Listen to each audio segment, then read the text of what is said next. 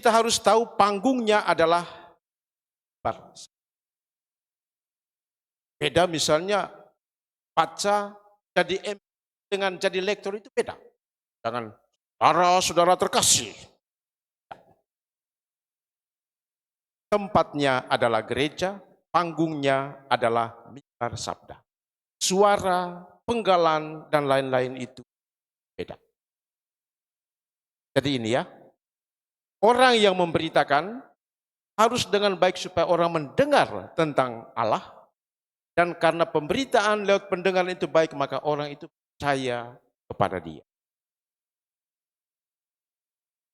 Ada umatku dulu, di tahun pertama saya di Katedral Palangkaraya, Kalimantan Tengah. Snow yang kemarin datang. Sejauh ini saya ketemu banyak lektor yang bagus. Dari Palangkaraya saya pindah ke Jakarta tahun 5 tahun sekarang Batam. Tapi sejauh ini lektor paling bagus itu adalah umatku di Palangkaraya, namanya, dia memang guru bahasa Indonesia. Bacanya itu sampai Duta Besar Vatikan waktu itu, Monsignor Pasani, sampai terkagum. Waktu ikut lomba baca nasional, dia juara 1.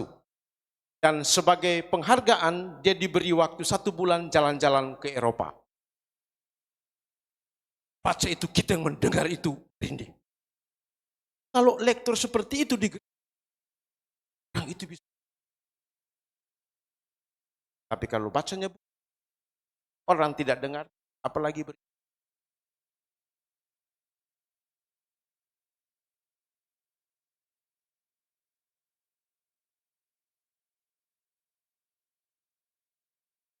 harus punya retorika yang bagus, suara yang bagus, penggalan yang bagus.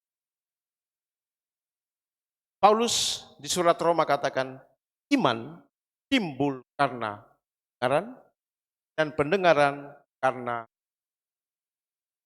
aspek pendengaran dari lektor-lektor itu juga harus diperhatikan. Ras, lembut, dan lain-lain. Karena iman orang itu bisa bertumbuh karena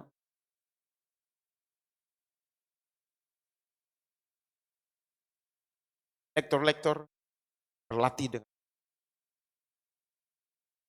karena bukan sekedar tugas, tapi panggilan diberi oleh Allah menjadi penyambung. Allah itu bicara dengan penuh kuasa dan wibawa.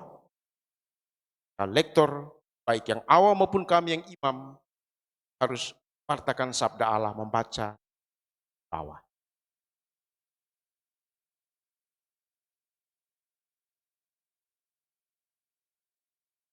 Nanti program tersebut tapi sudah dilaksanakan oleh Kibek. Sekarang khotbah atau homili. Bapak Ibu, bagus enggak? Jujur saja. Saya termasuk orang yang tidak anti kritik. Bagus enggak? Paroki Bengkong bagus enggak, teman-teman?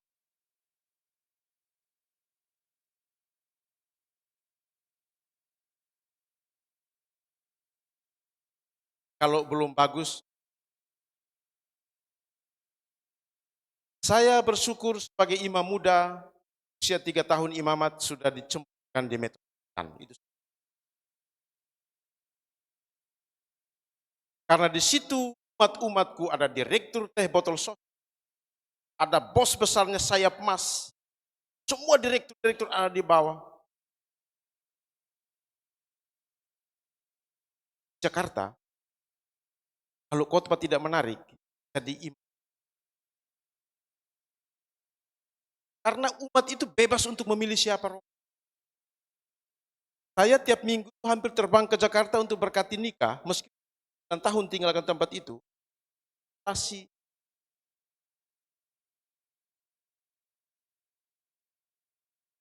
terlihat Mbak Nufis. Siapa yang bisa hari Sabtu? Romo sekian. Makanya enggak enak. Cari Romo yang khotbahnya bagus. Kristi bukan hanya khotbah, betul. Tapi kami hari sekali seminggu mau dengar khotbah. Itu pun Anda tidak bisa.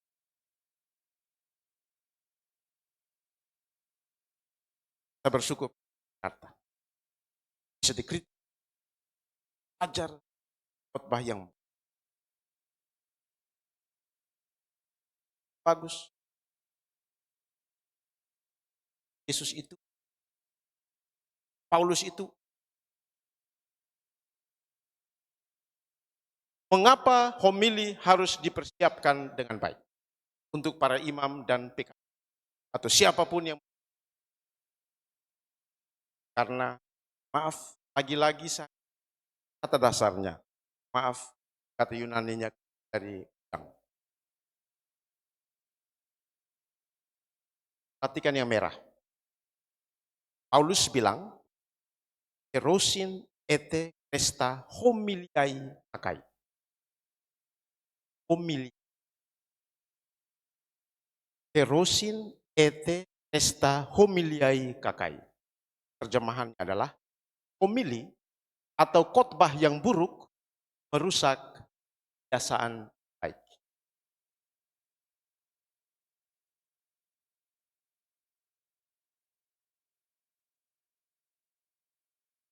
Khotbah homili, H, ini, oh itu bacanya ada H. Di homili. Homili yang buruk merusak kebiasaan.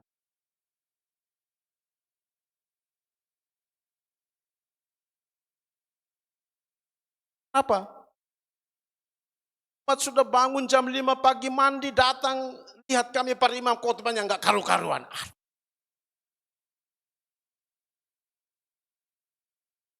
Sekarang Bapak Ibu mau tahu enggak fenomena kota? Banyak orang blok 2 bisa di, banyak orang sini bisa di blok 2, banyak orang Bengkong bisa di Cyber Center, banyak orang, itu kota, enggak bisa dilarang. Jakarta biasa itu. Enggak enak romonya, romo favorit, wih penuh. Romo kurang favorit, sepi. Kami memang tidak bisa membela diri. Bang, Paulus katakan, pemilih yang buruk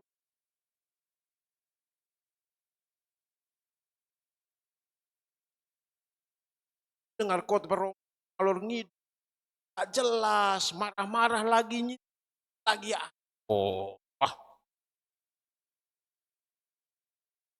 siapkan karena khotbah yang buruk rusak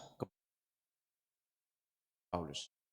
Kebiasaan yang baik itu Romo Koko. Yang saya perhatikan umat gembira ketika saya menyanyi Bojo Galak. Depan saya akan menyanyi Bojo Anyar biar Ekaristi semakin dicintai umat. Lalu umat dibawa minggu depan kita ke paroki lain saja ya.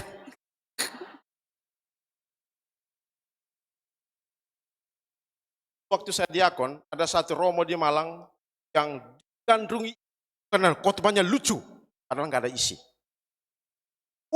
Ibu-ibu yang stres di rumah penuh di gereja. Dia baru perarakan saja ibu-ibu sudah Romo-Romo. Almarhum Romo Profesor Dr. Parera Okarm, ahli kita ganja lama, proses saya di itu. Tahan paling tinggi. Nanti kalau orang tidak ketawa lagi, padahal satu kongregasi mereka. Kalau orang tidak ketawa lagi, dia stres. Betul. Ibu ketawa 3 bulan, bosan juga toh. Masa mau ketawa terus-terus khotbah? Kita juga mau ingat yang ada isi gitu. Orang tidak ketawa lagi, dia kehilangan panggung. Alami psikologis. Agak sedih mengong.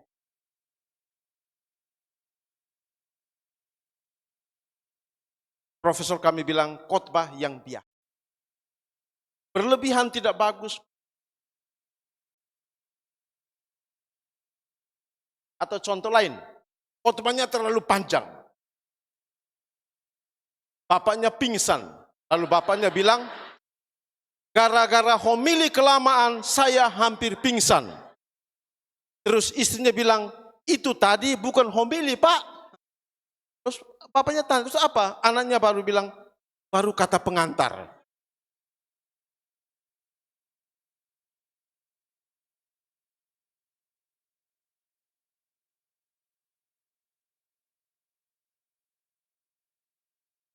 kata pengantar panjang. Ada Romo yang terkenal khotbahnya 3 kali dalam misa. Kata pengantar, khotbah, dan sebelum berkat penutup.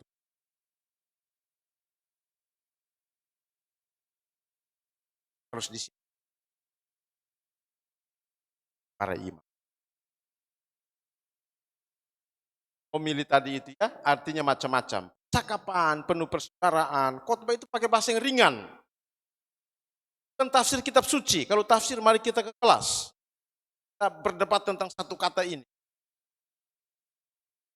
Saatnya pergaulan bisa menjelaskan sesuatu, meyakinkan orang, itu homili. Bahasa saya banyak skill. Karena itu nanti kalau untuk PKTL mau membuat renungan homiletik pada bidangnya. Mari. Khotbah yang baik itu Alkitabiah. Sumbernya harus dari kitab suci. Maka pengkhotbah harus tahu kitab suci. Kontekstual. Harus tahu konteks siapa yang mendengar. Bisa untuk anak-anak itu ya. Saya selalu bisa untuk TK Karitas. Bagi adik-adik, Romo Yonas ya. Waktu saya berkat penutup bulan lalu, misi kapela, itu sudah lari semua tertawa di kamar mandi. Yang Tuhan bersamamu, mereka semua 20 orang. Dan semoga Allah memberkati adik-adik, Bapak, Putra. Mereka semua juga Bapak, Putra, dan Roh Kudus. Kami saling memberkati.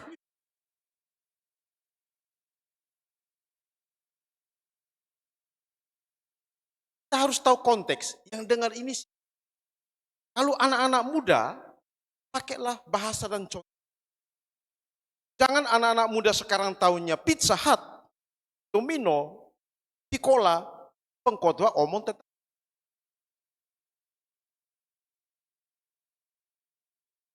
lihat pohonnya. Nah, itu lihat pohonnya. Jangan pendengarnya oma-oma, kayak hantu, khotbahnya tinggi, lama lagi. Dengan konteks.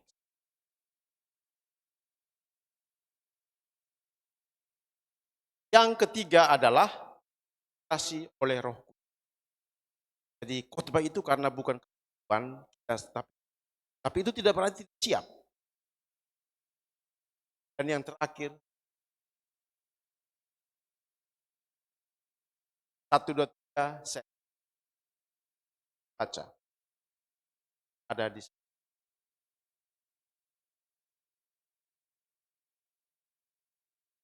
lain mengajar. Yesus lebih banyak mengajar daripada khotbah. Kita semua adalah pengkhotbah, kita mengajar, maka saya mau bahas yang mengajar dengan memberi kesaksian. Sebagai orang tua, apapun, imam dan lain-lain. Mengajar atau berkhotbah bagi sebagian orang mungkin bukan. Bagian yang paling sulit dari khotbah atau pengajaran adalah ketika seseorang pengajar atau pengkhotbah itu mewartakan sabda Allah, dia tidak hanya berbicara kepada orang-orang untuk sesuai dengan Injil, tapi ia juga berbicara kepada dirinya untuk melakukan hal itu. Dengan kata lain, khotbah atau pengajaran itu suatu kesaksian. Dan pengkhotbah atau pengajar adalah saksi. Khotbah atau ajaran yang keluar dari mulutnya adalah kesaksian tentang. Maka seorang pengajar atau pengkhotbah haruslah orang yang bisa dipercaya. Tidak ada satu teknik pengajaran atau khotbah yang dapat menggantikan kredibilitas pengajar atau pengkhotbah. Kau mau pakai gaya apa, tapi kredibilitas itu bisa diganti. Kalau tidak kredibilitas, kita omong di KBG,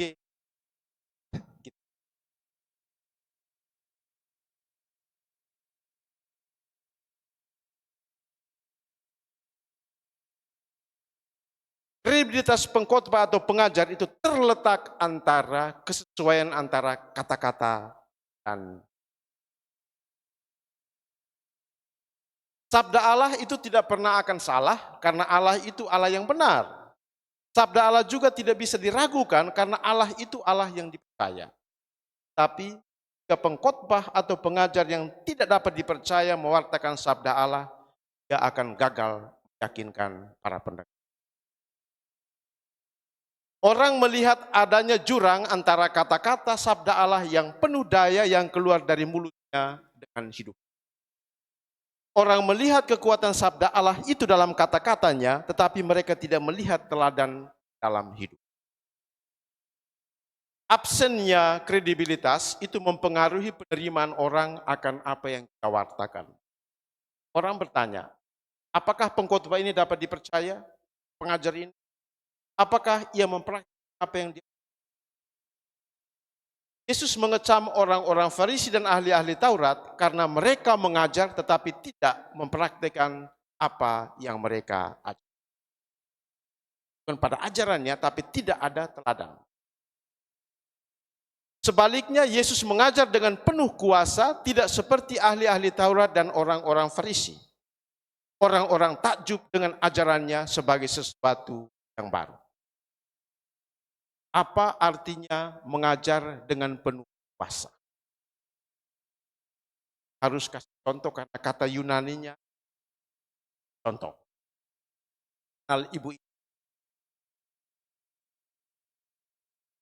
Ibu ini dia bilang, saya mencintai orang-orang miskin. Apa ibu percaya? Karena sampai akhir hidup dia bilang, ya sahabat.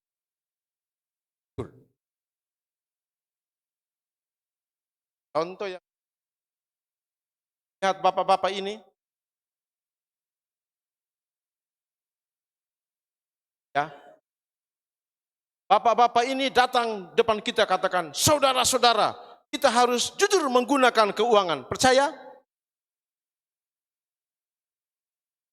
Bapak Ibu percaya? Kalau ini percaya karena seluruh hidup kita terus praktikan untuk dan dia hidup miskin. Ini tidak bisa dipercaya karena mereka mengajar kita untuk dalam keuangan tetapi mereka sendiri pakai rompi. Jadi kuasa seseorang dalam mengajar terletak antara kesesuaian antara kata-kata dan perbuatannya. Dengan demikian seorang pengkhotbah, imam atau pendakon, pengajar bapak dan ibu dalam rumah tangga tidak hanya mengajar sabda Allah dengan mulutnya, tapi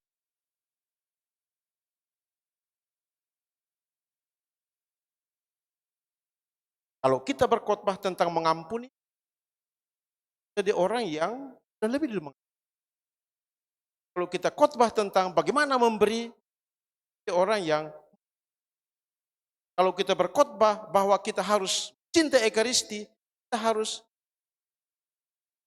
dan lain-lain. Lama homili dalam teorinya 8 sampai 12 menit. Ada teori namanya homiletika, ada ilmunya, 8 sampai.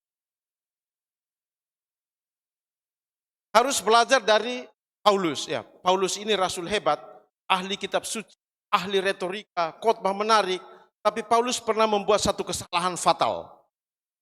Rasul 19. Paulus memecah-mecah roti, sebelum itu dia khotbah dari malam sampai pagi.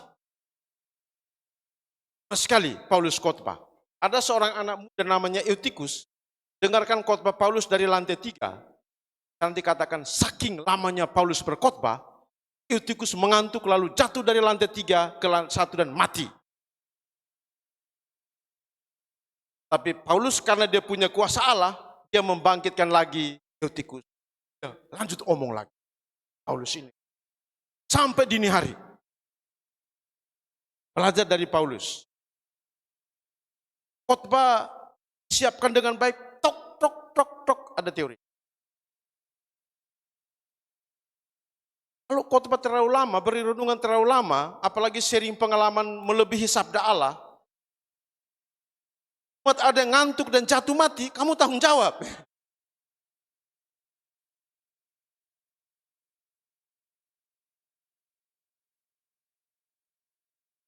PKTL, ketua-ketua KBG yang memberi renungan, perhatikan ini. Buat dengan baik. Tok, tok, tok. Khotbah yang baik adalah harus orang masih mau mendengar. Jangan memaksa orang untuk mendengarmu. Ke toilet,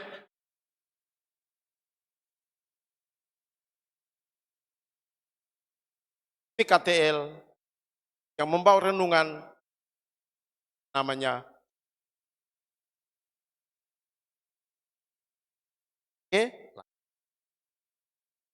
banyak untuk mereka yang para pengkhotbah atau pembawa renungan itu harus mewartakan sabda Allah dengan baik supaya umat itu membenarkan dia dan takjub akan kata-katanya pada Tuhan Yesus. Atau supaya setelah mendengarkan homili di Bengkong dan di mana umat pun khotbahnya Romo-Romo. Alangkah hebatnya.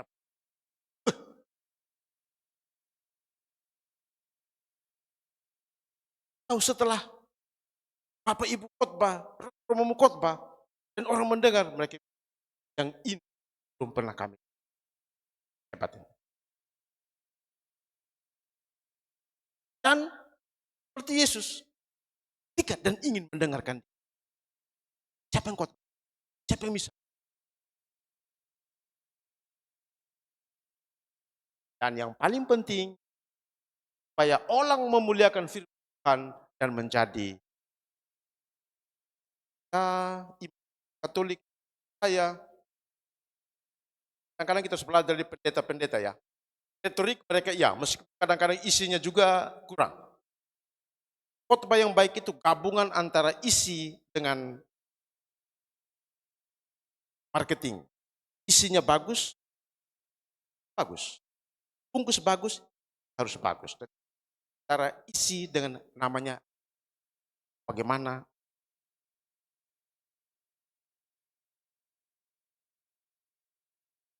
Ada satu imam.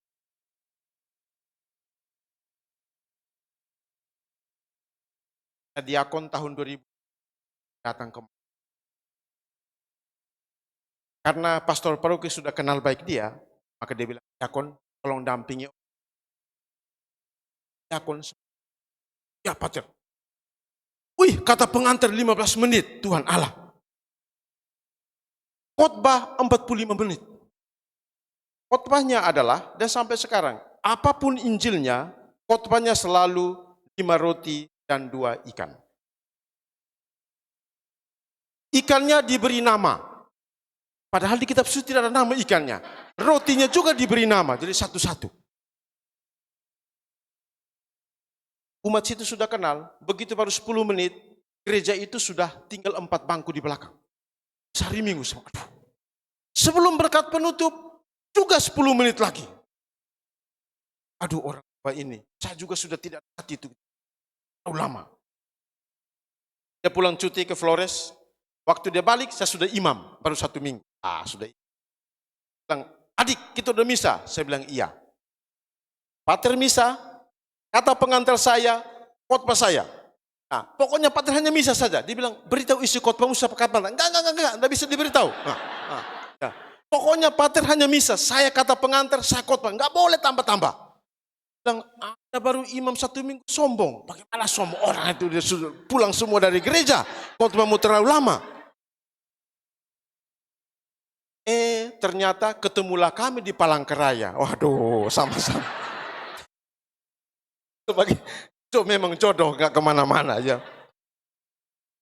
Suster ada perayaan, cari imam dapat. Satu-satunya dia. Profesional telepon, kalian ini paling berat untuk kami. Pikulah salib itu besok pagi. Suster ini banyak kerja di rumah sakit dan di sekolah. Dia khotbah kalau harian itu mata. Suster-suster sebagian sudah pergi semua kecuali yang tua-tua. Ini sudah khotbah harian misa harian sudah setengah jam. Lalu tiba-tiba ada lilinnya itu, plastiknya terbakar, jadi nyalanya gede. Nah ini provinsial bilang, ini ada kesempatan saya maju. Dia maju sebelum tiup. Kau tidak lihat orang sudah pergi semua, kau khotbah. Stop. Itu betul ya, dan masih hidup sudah hampir 9 tahun. Khotbah model begini itu merusak kebiasaan yang baik. Orang yang mencintai Kristi lama-lama jadi malas misa, dan itu dosa kami. Ampunilah kami orang berdosa.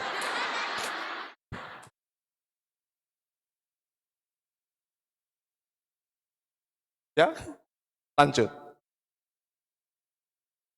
Bagian yang paling penting. Aku percaya. Aku percaya dulu ya, boleh ya? Satu dua ya. Aku percaya akan Allah Bapa yang Maha Kuasa, cipta langit dan bumi, dan akan Yesus Kristus, putranya yang tunggal Tuhan kita, yang dikandung dari Roh Kudus, dilahirkan oleh perawan Maria. Kita sengsara dalam pemerintahan status, salibkan, wafat, dan dimakamkan, yang turut penantian pada hari ketiga bangkit dari antara orang mati, yang naik ke surga duduklah kanan Allah Bapa yang Maha Kuasa. Dari situ dia akan datang mengadili orang yang dan yang mati. Aku percaya akan Roh, Gereja Katolik yang kudus, persekutuan para kudus, ampunan dosa, bangkitan badan, dan kekal. Amin. Kredo inti iman Katolik semuanya ada di pakai ini. Meskipun kita sudah tahu, mari kita menyegarkan diri. Aku percaya. Percaya akan apa? Allah Bapa yang Maha Kuasa, pencipta langit dan bumi. Kita percaya Allah itu menciptakan langit dan bumi dari kosong.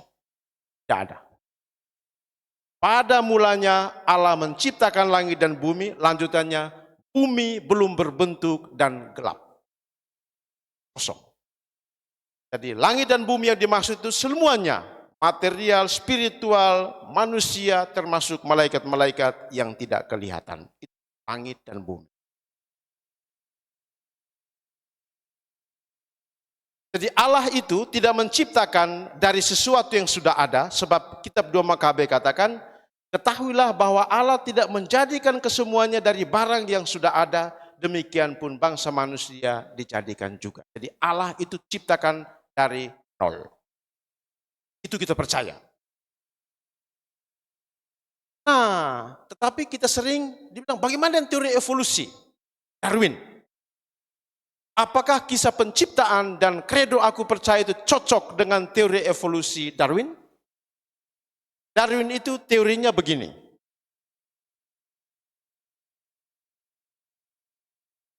Ini teori Darwin.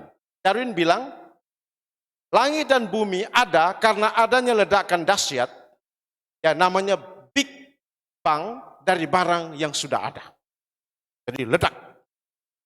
Dari letusan ini, semua binatang dan pohon hidup melalui proses adaptasi dan seleksi alam. Sementara iman Katolik, Allah menciptakan dari ketiadaan, dan Allah itu merancang segala sesuatu secara teratur.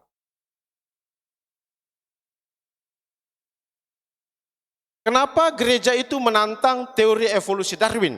Dari aku percaya yang pertama, sanggahannya adalah, jika Allah tidak ada, bagaimana mungkin atau dari mana barang-barang yang diperlukan oleh Big Bang? Siapa yang ciptakan?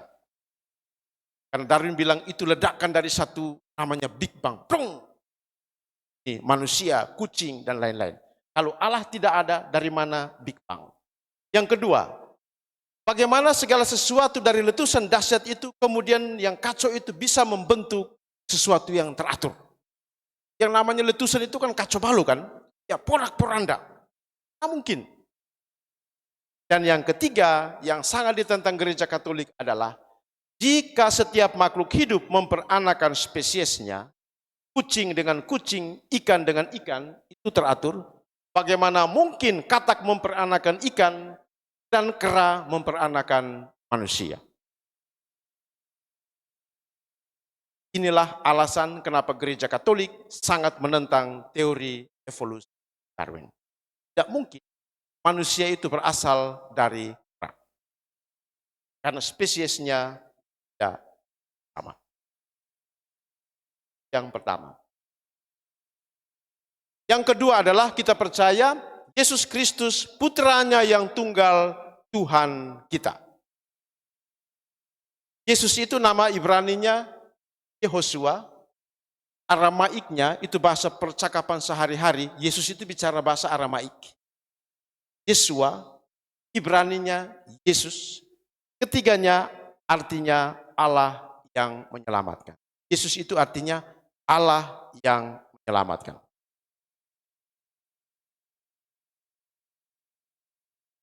Agar kita diselamatkan, kita harus percaya kepada nama Yesus sebagaimana kata-kata Petrus di depan Sanhedrin. Dan keselamatan tidak ada dalam siapapun juga selain dalam Dia, sebab di bawah kolong langit ini tidak ada nama lain yang diberikan kepada manusia yang olehnya kita dapat diselamatkan. Maksudnya, kalau mau selamat, dengan lidah kita harus mengakui bahwa Yesus adalah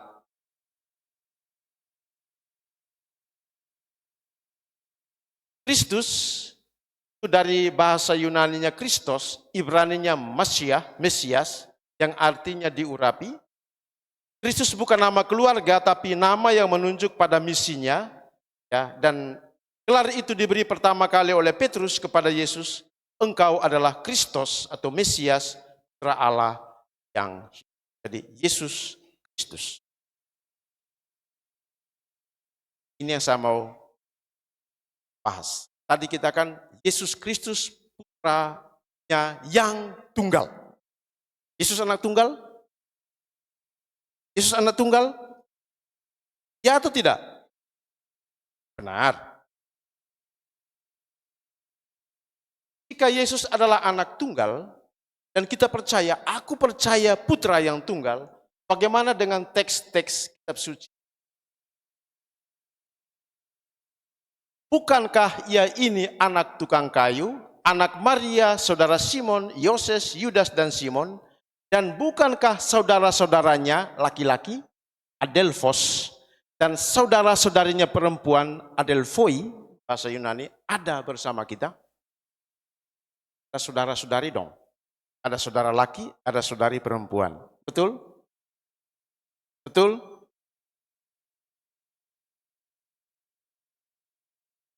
Ibu dan saudara-saudaranya berada di luar dan berusaha menemui.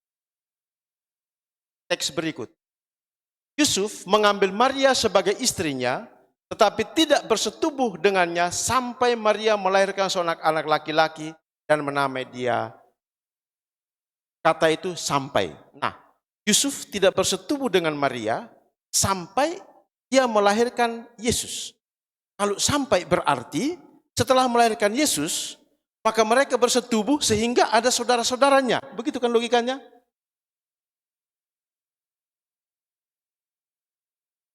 Ya toh?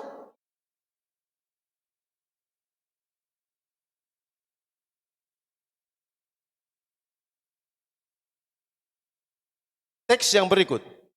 Maria melahirkan seorang anak laki-laki, anaknya yang sulung. Loh, kalau sulung berarti ada adiknya.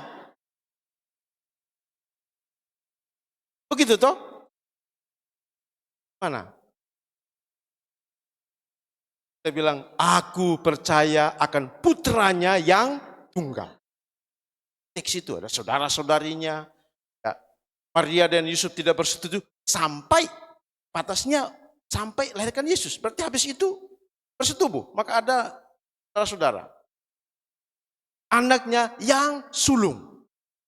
Anak kedua dan bungsunya siapa? Masih percaya Yesus anak tunggal? Benaran?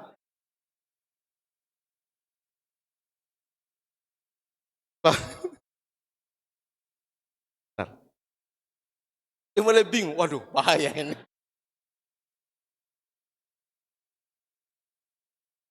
Tiap minggu kita ucapkan loh ya, Bapak Ibu sadar enggak?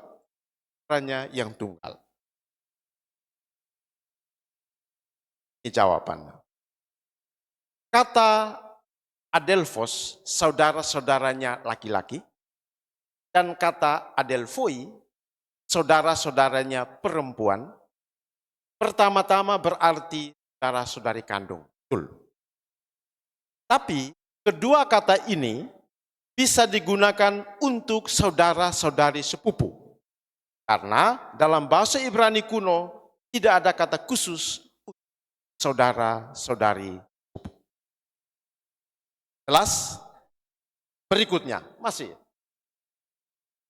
Yakobus dan Yusuf yang disebut dalam teks itu sebagai saudara-saudara Yesus, itu adalah putra-putri dari Maria yang lain, bukan Maria ibu. Oke? Semakin yakin? Lanjut. Jadi, saudara-saudari sepupu adalah saudara-saudari Yesus. Lalu bagaimana dengan kata sulung?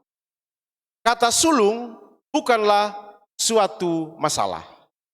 Sebab kata sulung adalah istilah resmi dalam masyarakat Yahudi waktu itu untuk menyebut anak yang membuka rahim ibunya. Dan tidak peduli apakah setelah itu ibu itu melahirkan lagi atau yakin?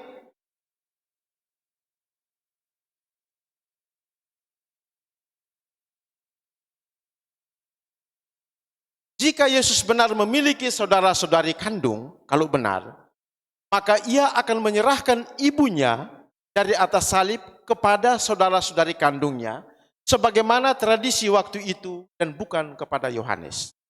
Jadi waktu itu ya tradisi, kalau mau meninggal, bapak itu atau misalnya bapak sudah mau lebih dulu, dia akan titip ke anak-anaknya, jaga mamamu. Seandainya Yesus itu punya saudara-saudari, pasti Yesus sebelum meninggal dari atas kayu salib, dia serahkan ibunya kepada saudara-saudari. Tapi ini dia serahkan kepada Yohanes. Inilah. Jadi penyerahan ibu Maria kepada Yohanes, inilah ibu dari salib, menunjukkan bahwa Yesus tidak ada lagi saudara yang lain selain yang dikasihi pada itu. Yakin? Tidak ragu-ragu lagi? Jadi Yesus adalah anak sulung dan anak tunggal Maria, dan Allah sendiri katakan melalui Yohanes. Karena begitu besar kasih Allah akan dunia ini, sehingga ia mengaruniakan anaknya yang tunggal, supaya setiap orang yang percaya kepadanya tidak binasa, melainkan beroleh hidup yang kekal. Sudah? Nanti kalau ada ustadz yang lawan-lawan di YouTube, boleh screenshot ini masukkan di YouTube-nya, gak apa-apa. Kan bahannya saya beri. Itu namanya apologetik. Kita, orang serang iman kita, kita pertanggungjawabkan. Apologetik. Oke, lanjut. Tuhan kita. Nah, Ustadz Abdul Somad atau siapapun, dia bilang, Yesus tidak pernah bilang, akulah Tuhan. Maka Tuhan itu, gelar Tuhan itu dibuat oleh gereja Katolik, gereja-gereja atau oleh Paulus. Yesus tidak pernah sebut diri. Dan memang betul. Yesus tidak pernah misalnya langsung, aku adalah Tuhan. Memang ada satu ayat tetapi itu menyambung percakapan para murid. Kenapa Yesus tidak menyebut diri Tuhan? Kita harus kembali ke pola pikir masyarakat Yahudi waktu itu. Seseorang harus diakui atau diberi gelar oleh orang lain, bukan oleh dirinya. Jadi misalnya, Roma-Roma bagus khotbahnya. Harus dari umat, bukan dari Roma-Roma katakan, aku khotbahnya bagus. Bukan. Seorang pemazmur, Tuhanlah gembalaku. Kalau itu umat bilang, Mbak, bagus engkau pemazmur. Bukan dia bilang, tadi saya nyanyi bagus. Apa yang mau jelek juga. Jadi pengakuan itu harus datang dari orang. Itulah kenapa Yesus tidak langsung secara terus terang katakan, akulah Tuhan. Tapi dari orang. Dari mana kita tahu itu? Pada perjamuan malam terakhir, versi Yohanes, ketika Yesus mau membasuh kaki para rasul, ya, dan Petrus agak protes, Yesus bilang, kamu menyebut aku guru dan Tuhan. Kamu menyebut aku guru dan Tuhan. Pengakuan itu dari orang lain. Dan katamu itu tepat. Bahwa memang akulah guru dan, tapi kamu yang sebut aku guru dan Tuhan. Thomas kemudian dia katakan, ya Tuhanku dan Allahku. Dan ya, oleh masyarakat, murid-murid, dia disebut sebagai Tuhan. Dan dia katakan, itu betul, saya itu guru dan, tapi itu pertama-tama tidak keluar dari mulut Yesus, tapi dari orang lain. Juga tidak berarti bahwa Yesus tidak Tuhan, tidak. Kita harus membawa diri pada pemahaman orang Yahudi waktu itu.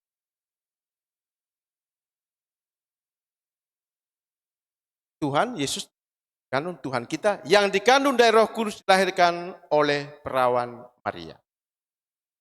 Yesus itu dikandung dari Roh Kudus. Roh Allah turun atasmu, kuasa Allah yang maha tinggi menaungi engkau. Untuk sebab itu anak yang dilahirkan itu yang kudus dari Allah. Kalau ini gampang ya. Ini juga ya, siapa yang bertanggung jawab untuk kematian Yesus? Siapa?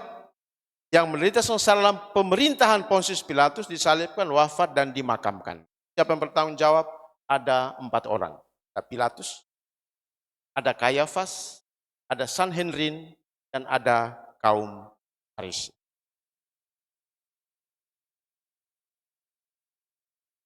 Ada bagian tertentu yang kita cepat. Mengapa Yesus harus menderita di salib? Karena Yesus mengasihi kita. Tidak ada kasih yang lebih besar daripada kasih orang yang menyerahkan nyawa untuk sahabat. Yang kedua, agar kita membenci dosa, buanglah ragi yang lama sebab anak domba Paskah kita Kristus sudah disembelih, dikurbankan. Dan yang ketiga, agar kita belajar menderita. Kristus telah menderita untuk kamu dan telah meninggalkan bagimu supaya kamu mengikuti jejaknya. Bapak Ibu, sudah muda keluarga-keluarga. Sekarang keluarga-keluarga muda itu gampang sekali mau cerai. Kita tahan. Kalau mau menikah, mau enak-enak.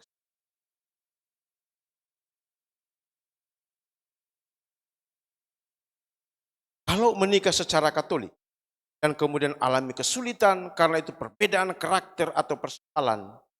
Kalau mau menjadi orang yang sungguh-sungguh Katolik dan mengikuti Yesus, maka belajarlah untuk. Tidak ada perceraian yang ideal. Karena perpisahan itu selalu membawa korban.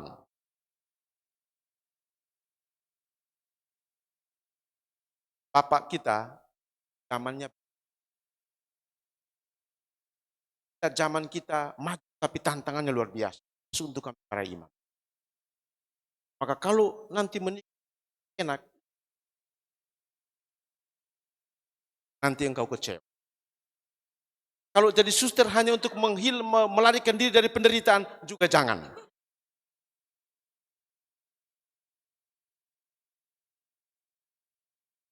Yesus menderita supaya, Petrus katakan, supaya kamu mengingat, kamu juga orang dekatmu, sahabat-sahabat.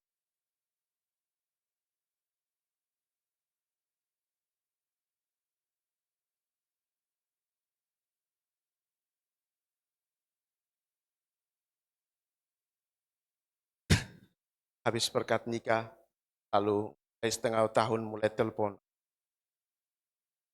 Adik-adik, kalian kira kalau kalian kacau di rumah tangga, imam tangga, wah, kan kira susah. Paling kami bisa omong di ruang makan dan rekan.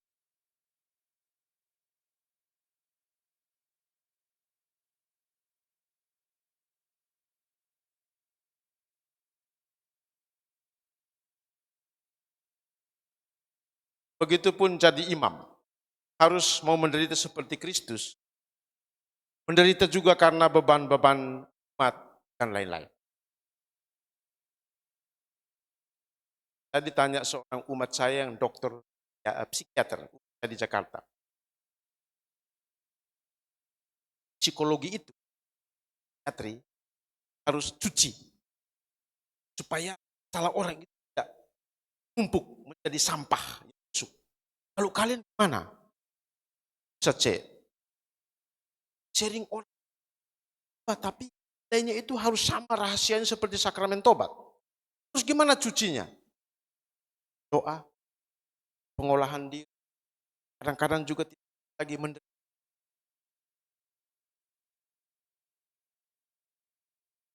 Belajar menderita. Ya, yang muda-muda.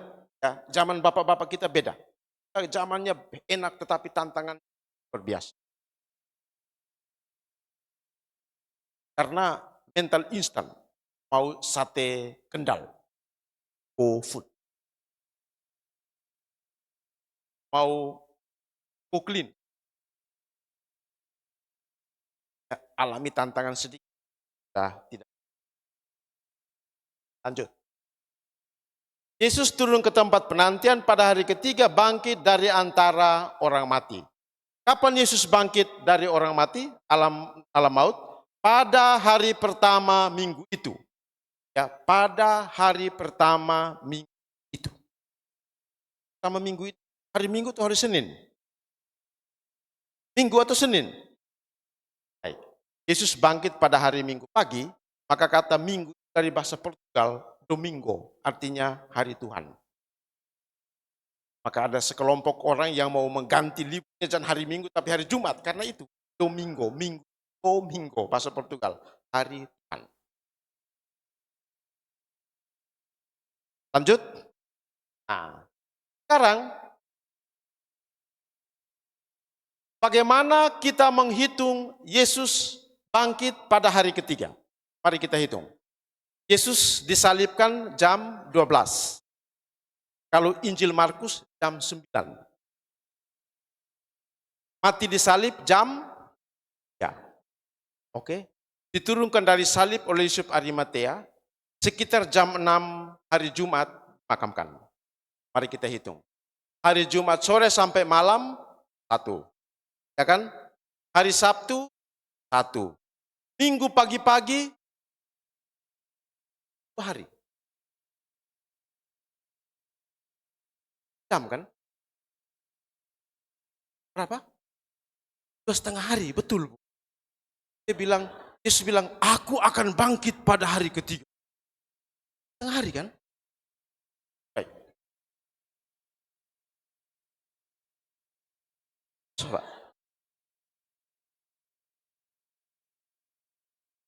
Coba, mari. Jumat sore jam 6 sampai Sabtu sore jam 6, 1. Sabtu sore jam 6 sampai Minggu, 2. Tambah setengahnya jam 3 sampai jam 2. Aduh, bagaimana ini ya? Cara dikatakan bangkit pada hari ketiga. Bagaimana cara hitung hari ketiga? Ya, tiap hari kita Minggu, ya bangkit pada hari ketiga. Gimana cara hitungnya? Mari. Pembagian waktu orang Yahudi.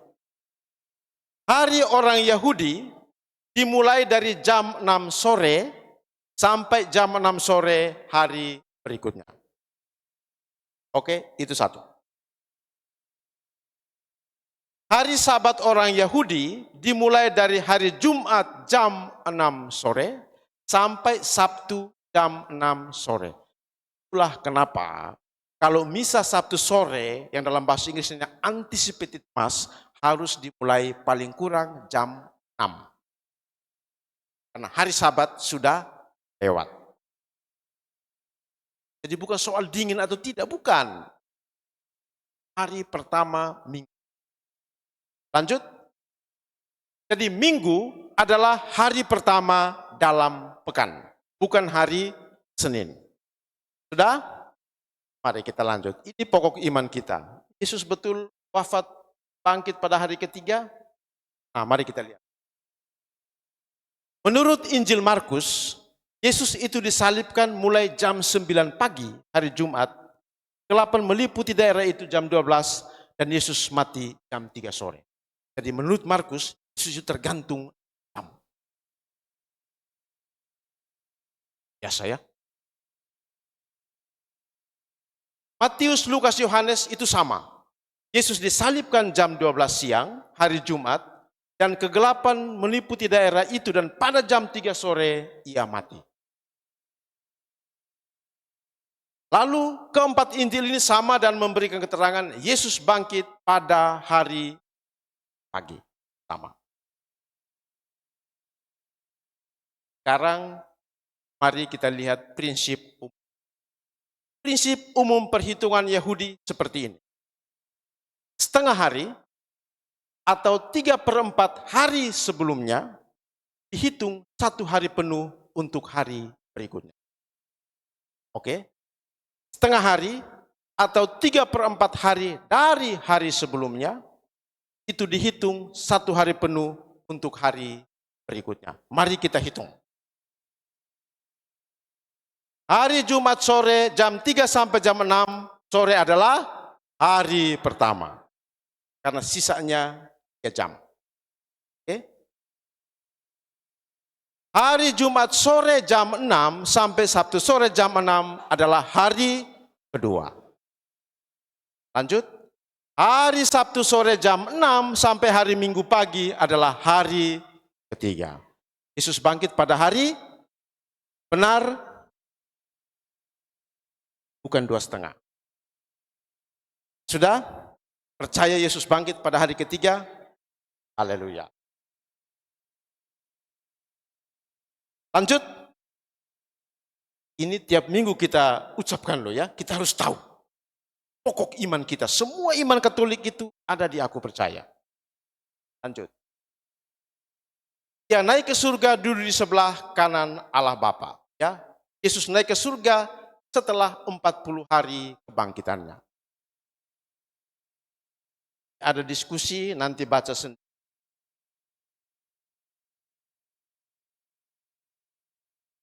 Mengapa setelah bangkit, Yesus masih tinggal 40 hari di bumi? Apakah masih kunjung keluarganya? Sebetul ya, maka tradisi kalau keluarga meninggal, hari dia masih di sini. Maka kita cium rokoknya Bapak. Betul kan? Ya. Tadi saya lihat itu, dia keluar dari kamar mandi 40 hari. Itu bisa ada benar karena Yesus setelah bangkit tidak langsung naik ke surga tapi masih tinggal di bumi itu 40 hari. Kenapa Yesus masih tinggal di bumi 40 hari? Satu, untuk membuktikan bahwa ia sungguh bangkit dari antara orang mati. Karena apa? Waktu kebangkitan, peristiwa sengsara dan kebangkitan itu para murid itu goncang. Dan banyak beredar bahwa, oh tidak, mayatnya dicuri dan lain-lain. Maka dia katakan, ini loh saya, ini. Dia mau meyakinkan para murid bahwa dia sungguh bangkit. Para Rasul 1:3. Dan secara khusus, dia mempersiapkan para rasul, terutama Petrus, untuk meneruskan perutusan. 3 tahun, belum siap, murid-murid masih goncang. Yesus mau mempersiapkan para rasul 40 hari itu, terutama Petrus, lanjutkan. Lanjut, setelah naik ke surga, ia duduk di sebelah kanan Allah. Duduk di sebelah kanan Allah itu adalah ungkapan yang memiliki makna bahwa orang itu percaya dan diberi kuasa. Masih ingat permintaan ibu anak-anak Yakobus dan Yohanes ya, anak-anak Zebedeus. Mamanya bilang, perkenankanlah kedua anakku supaya nanti duduk satu di sebelah kanan, satu di sebelah. Dalam kerajaan surga, dalam konsep Yahudi, 2 tempat ini terhormat. Tempat pilihan pertama adalah kanan, tempat kedua adalah sama-sama terhormat. Kalau Yesus duduk di sebelah kanan itu, artinya dia dipercaya oleh Allah, dia diberi kekuasaan penuh Allah. Sama ya, kalau presiden duduk, kemarin Hari tanggal 19 itu saya beruntung ya, dapat tiket nonton Argentina dengan Indonesia pas saya di Jakarta. Dan itu pas ulang tahun saya. Hari tiket setengah mati. Hari ketiga saya bilang sama Romo Victor, besok ulang tahun saya, kamu pakai KTP saya. Pasti dapat. Jam 3 dini hari di WhatsApp. Saya percaya hari ini kita dua dapat tiket kategori 1 karena ini ulang tahun paling indah dari Tuhan. Haleluya. Tiket ini kan dibuka 5 menit 800.000 orang. Ya, 20.000 stop. Pas ulang tahun saya, dapat. KTP-mu memang sakti.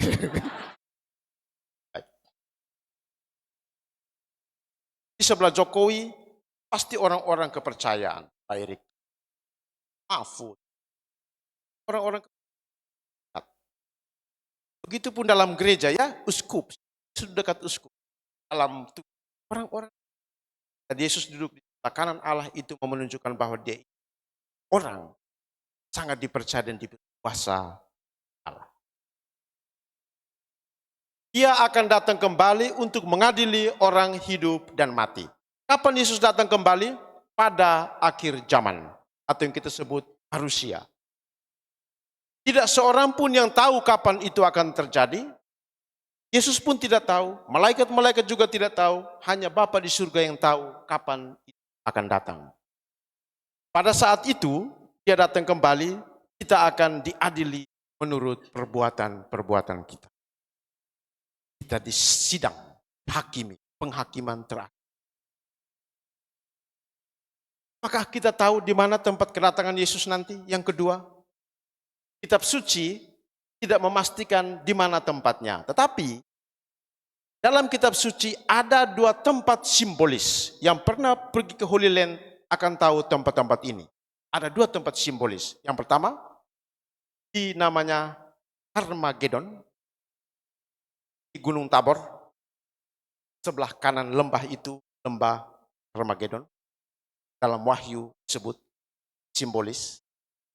Tempat kedua itu lembah Yosafat, itu di Taman Getsemani, di bawah yang sungai itu, sungai Kidron, itulah lembah Yosafat. Yoel dan Wahyu, nanti kedatangan kedua Mesias itu akan terjadi di tempat itu, simbolis. Apakah nanti, kalau di sini berarti kita harus rame-rame ke Israel dong ya. Israel bisa kaya itu, tiket pesawat udah berapa itu ya, full sana ya.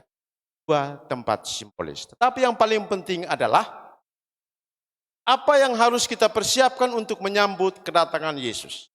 Bertobat dari dosa-dosa, selagi masih ada waktu, bertobatlah. Jangan tunda-tunda dan patuhi perintah. Pada pengadilan terakhir itu, menurut Matius, ada beberapa pertanyaan yang akan ditanya oleh Tuhan Yesus. Kisi-kisi ujian pengadilan terakhir. Boleh dihafal dan boleh dipraktikkan sekarang, karena nanti waktu Yesus datang untuk mengadili, kita imani itu, hanya 6 pertanyaan yang akan ditanya. Menurut Matius 25. Apa itu?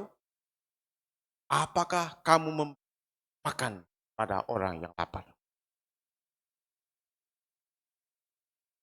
Apakah kamu memberi kepada orang yang haus? Apa kamu memberi pakaian kepada orang yang telanjang? Apa kamu memberi tumpangan kepada orang asing? Apa kamu pernah kunjungi orang-orang sakit di KBG-mu? Rawat istri, suamimu, anakmu yang sakit. Apa kamu pernah mengunjungi orang-orang di lapas mereka?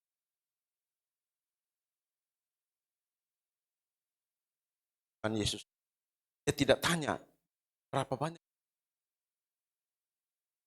Romo Yones, waktu kau kuliah, gelarmu berapa? Yang dia tanya adalah, dengan duitmu, dengan kemampuanmu, apa yang sudah kamu buat untuk orang-orang?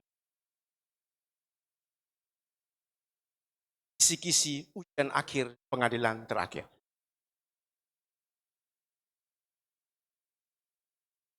Hafal dan praktekkan. Karena nanti menurut kitab Wahyu, kita semua itu nama kita ada di buku kehidupan. Dan Petrus itu yang memegang iman. Nama ibu siapa? Ibu Ferdinanda. Ibu Bu Ferdinanda. Saya membayangkan Petrus sekarang juga update. Tidak pakai buku lagi, tapi pakai komputer. Jadi begitu masuk ketik, Bu Ferdinanda. Oh ya, ini dia. Umat Paroki Bengkong dari KBG mana? Postina. Lalu mulai berhadapan. Apakah pernah memberi makan orang yang lapar?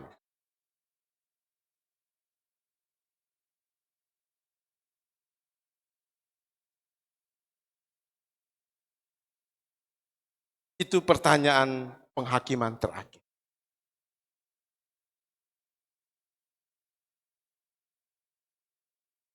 Sebab segala sesuatu yang kamu lakukan untuk salah seorang dari saudaraku yang paling hina ini, kamu telah melakukannya. Kemurahan hati, solider. Ekaristi itu nanti kita lihat itu dengan orang yang. Lanjut. Ya, Roh Kudus, gampang kita lewat. Nah ini dia. Ini sekarang satu pendeta itu rajin serang di TikTok. Saya juga rajin lawan dia. Aku percaya akan gereja yang satu, kudus, katolik, dan apostolik. Itu 4 sifat gereja. Aku percaya gereja yang satu, kudus, katolik, dan apostolik. Kita lihat satu-satu. Satu. Yesus menginginkan agar murid-muridnya disatukan dalam satu komunitas gereja. Engkau adalah Petrus, ini dasarnya, dan di atas batu karang ini aku akan mendirikan gerejaku. Jadi gerejaku bukan jamak. Bukan gerejaku, tapi gerejaku.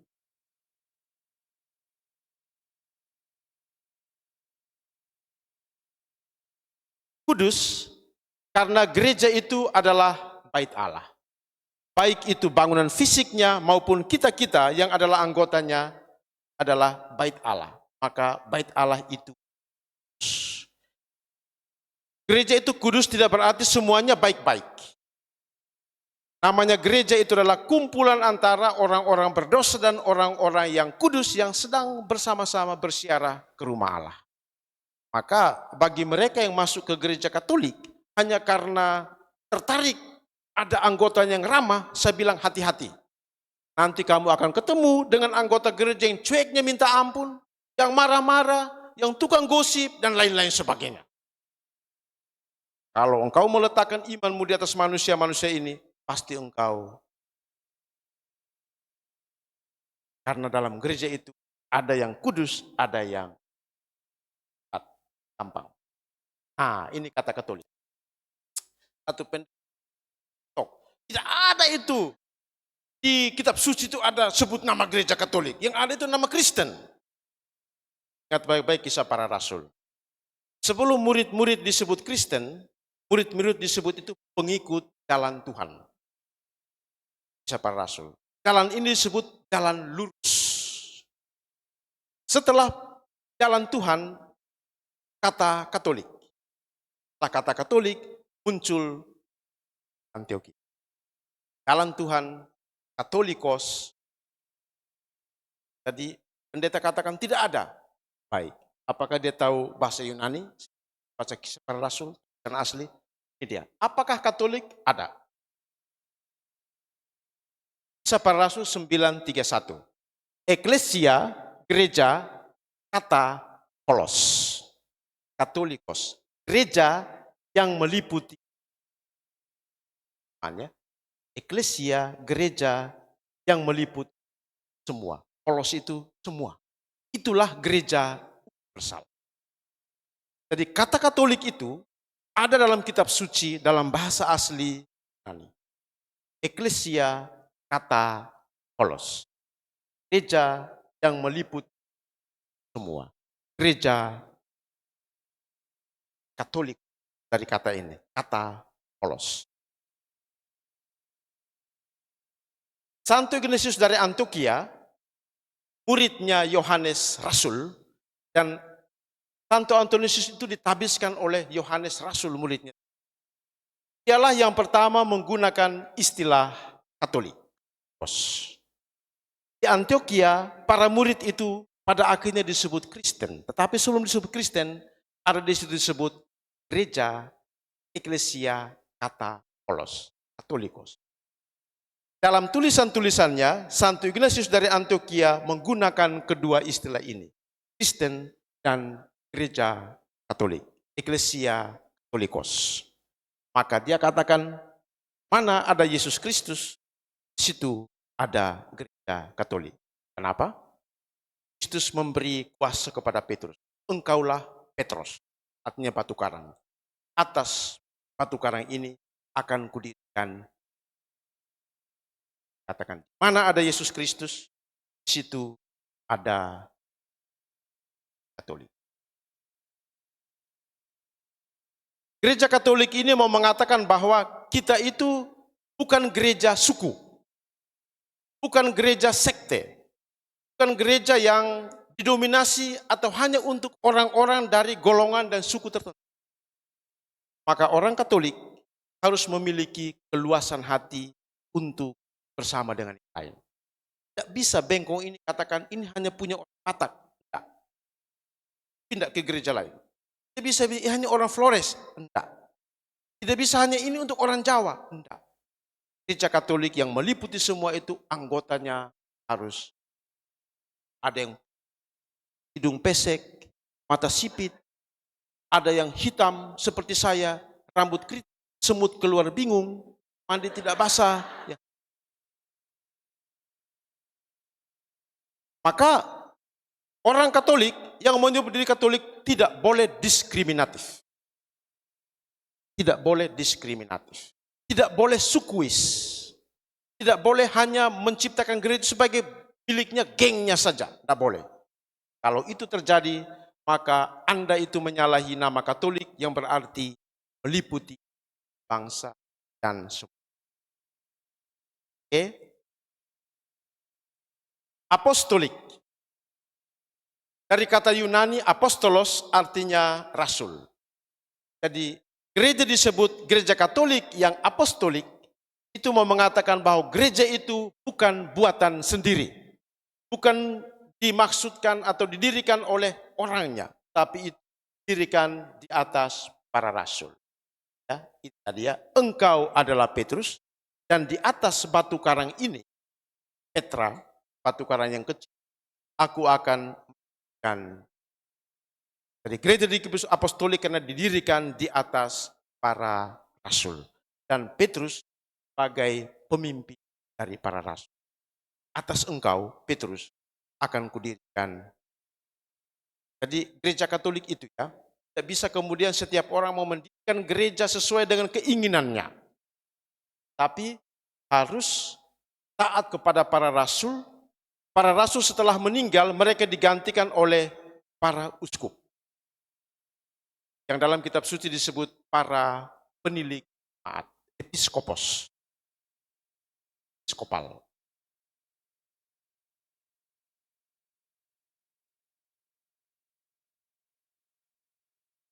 Persekutuan para kudus, kita lewati pengampunan dosa. Kenapa orang Katolik mengaku dosa pada Romo Yonas yang manusia yang juga adalah berdosa? Ya kan? Diserang begitu toh. Aku langsung kepada Allah. Saya ada pengalaman. Ada satu umatku di Jakarta dulu, dia tidak pernah mau mengaku dosa. Ngapain mengaku sama engkau Romo Yonas? Setiap hari kita ngopi, nanti engkau ingat-ingat dosaku pula. Tak mau dia. Dan Romo yang tua, pokoknya mau. Saya biar mengaku pada Allah. Oh baik bu. Padahal sedangkan anak-anaknya akrab. Setelah saatnya, anaknya mau menikah. Tanya, siapa yang berkati? Baik. WhatsApp BBM saya, Romo, nanti nikah tanggal sekian, masih kosong? Kosong. Mamanya, karena mau etiket, dia datang. Romo, tolong berkati anakku menikah tanggal sekian. Tahu. Saya nggak bisa bu. Apa nggak bisa? Tanggal berapa yang bisa? Pokoknya semua tanggal saya tidak bisa. Gimana mungkin? Sudah penuh. Saya bilang, belum ada penuh tapi saya tidak bisa semua. Kenapa Romo tidak mau berkati? Karena ibu tidak pernah mau mengaku dosa pada Romo. Berkat nikah, saya menjadi perantara Allah untuk meneguhkan perkawinan ini. Berkat itu datang dari. Begitupun sakramen tobat, saya menjadi alat yang membawa pengampunan dari Allah kepada ibu. Nah, karena ibu tidak pernah mau mengaku dosa, maka undanglah Tuhan Allah untuk berkati anak. Dia kaget. Karena saya jelaskan dari sisi apapun dia tidak mau terima. Saya bilang memang Tuhan itu selalu punya cara. Ketika semua cara manusia itu tertutup, dia kasih itu. Saya bilang saya tidak mau. Sama seperti 6 sakramen yang lain. Imam atau uskup itu hanya perantara rahmat dari Allah. Maka karena ibu tidak pernah mau mengaku dosa kepada manusia, sekarang undanglah Tuhan Allah untuk berkati anakmu. Dia kaget. Dan sejak saat itu,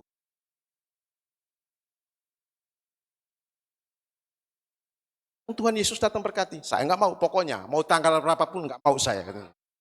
Sementara anak-anaknya matian sama saya. Ya, kenapa mengaku dosa pada manusia yang juga orang berdosa? Dasarnya adalah ini. Setelah Yesus bangkit menampakkan diri kepada para murid, dia katakan, dia menghembusi mereka dan Roh Kudus dan katakan, terimalah Roh Kudus. Jikalau kamu mengampuni dosa orang, dosanya diampuni. Dan jikalau kamu menyatakan dosa orang tetap ada, dosanya tetap ada. Subjek di sini apa? Siapa? Kamu, para rasul. Jadi Yesus memberi kuasa kepada para rasul untuk mengampuni dosa. Kamu itu subjeknya para rasul. Imam-imam juga diberi kuasa berkat penumpangan pengganti para rasul, uskup, untuk mengampuni dosa karena daya Roh Kudus. Ada kaitan antara Roh Kudus dan pengampunan dosa, dan Roh Kudus itu sendiri yang adalah sumber pengampunan dosa, bukan manusia. Bapak Ibu, selama bertahun-tahun saya itu mencoba untuk mengerti kata-kata Yesus kepada Petrus. Petrus, padamu kuberi kunci kerajaan surga. Apa yang kau ikat di dunia akan terikat di surga, apa yang kau lepas di dunia akan terlepas di surga. Bertahun-tahun saya pikir apa contoh ikat dan melepaskan. Ternyata dalam pengalaman pendampingan orang-orang yang sekarat, ikatan itu banyak sekali. Ada yang karena masa lalu yang belum beres, permusuhan yang belum direkonsiliasi, dosa-dosa berat masa lalu yang belum disesali, dan satu lagi itu penggunaan. Maka Bapak Ibu yang pakai jimat itu banyak orang matinya. Ada yang mati di tangan di awal proses setelah dia lepas jimat. Tanganku. Orang bengkong sih. ABG-nya di sana. Mau lepas. Sebab untuk bertemu Tuhan kamu tidak bisa bawa setan. Yang punya jimat bawaan dari kampung pas sebelum mati. Mati. Yang punya dosa-dosa besar, yang selama disembunyikan, akuilah sebelum mati. Bapak Ibu, percayalah, dosa-dosa kami juga.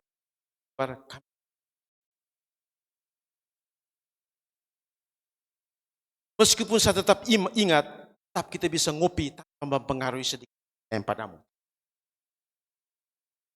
Saya sebagai imam, berkala mengaku dosa pada imam pembimbing. Karena nanti besok waktu mati, bahwa itu tidak terikat karena dosa-dosa besar yang belum diaku.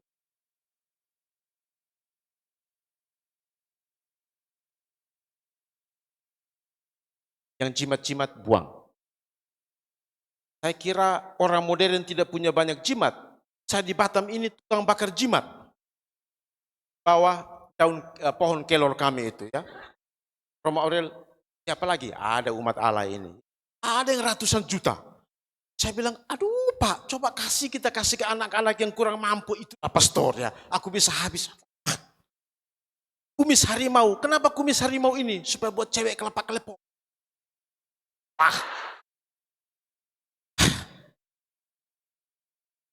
Percayalah kepada Allah, jangan main dua kaki. Kalau mau pegang terang, terang. Kalau mau gelap, gelap sekalian. Jangan di antara gelap dan terang, nanti abu-abu. Lanjut.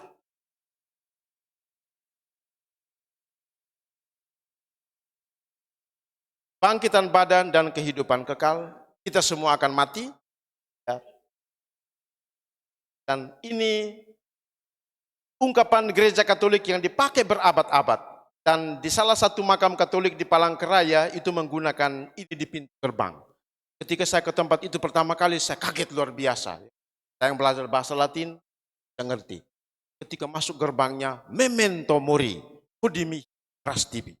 Itu di pemakaman Katolik Palangkaraya kilometer 2. Tahu artinya?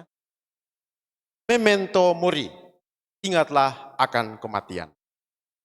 Udimihi, hari ini giliranku, rastibi, besok. Dan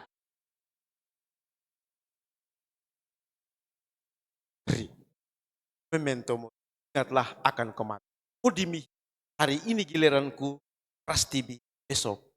Dan itu orang yang nakal-nakal pergi makamkan orang, dia tahu bertobat memang itu. Ngeri ya. Kau gaya-gaya, besok giliranmu.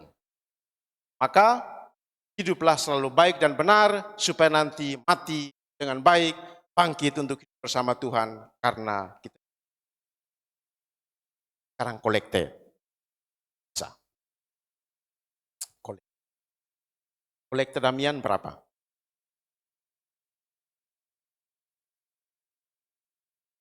Damian berapa? 1 minggu berapa puluh juta? Untuk 20-30 itu ada Bu Suhartini, ya, anggota Dewan. Berapa Bu? Ya pokoknya banyak lah ya.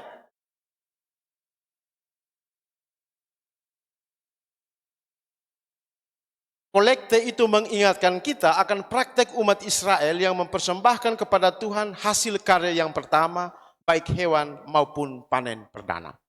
Ini masih kita teruskan, hari Minggu kita bawa pisang, ubi. Pasca kemarin saya di Sumatera Utara, hari Minggu mereka bawa babi panggang, lomo-lomo kecil. Sambil pikul begini, dia bilang, pastor, saya bilang, tenang adik, habis ini kita makan. Lalu, ya, terima, natura, hasil alam. Bawa. Orang-orang Israel juga mempunyai kebiasaan memberi persepuluhan sebagai tanda syukur kepada Tuhan, ya, baik dengan ternak maupun hasil panen yang diberikan kepada kaum Lewi yang melayani imam dan kepada orang miskin.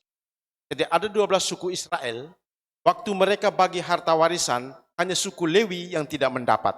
Mereka ini adalah imam-imam yang melayani bait Allah, maka hidup mereka itu dari Gereja Katolik tidak mewajibkan persepuluhan. Tetapi siapa yang memberi persepuluhan sebagai ungkapan syukur kepada Allah, silahkan. Oke. Kolekte dalam gereja adalah tanda syukur kepada Tuhan dan solidaritas dengan saudara-saudari kita yang lain. Dalam jemaat perdana Kisah Para Rasul bab 2, ada 3 hal yang utama, yaitu mendengarkan sabda, memecah-mecah roti, dan membagi kepunyaan supaya tidak ada satu orang pun yang kekurangan. Yang ketiga ini, ya, membagi.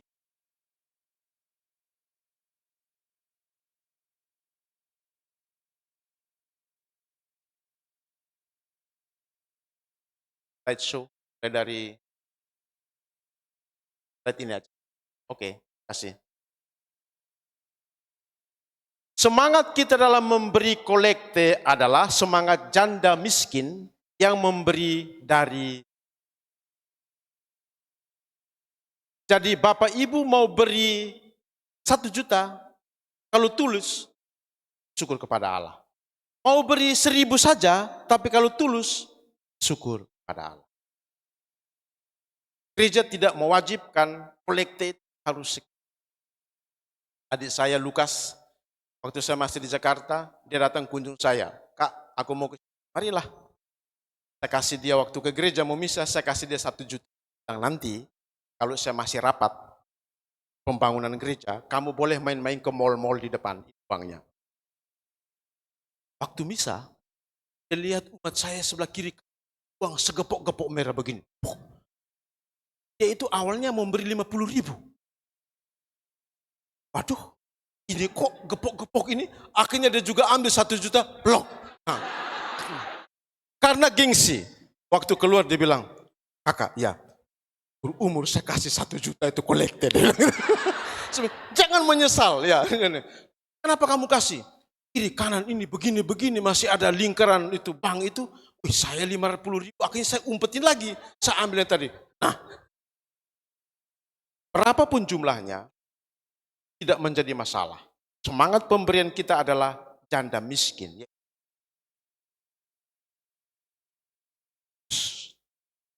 Harus tulus. Maka Paulus katakan, hendaklah masing-masing memberi menurut kerelaan hatinya, jangan dengan sedih hati atau karena paksaan, sebab Allah mengasihi orang yang memberi dengan sukacita. Jadi harus beri kolekte itu dengan sukacita.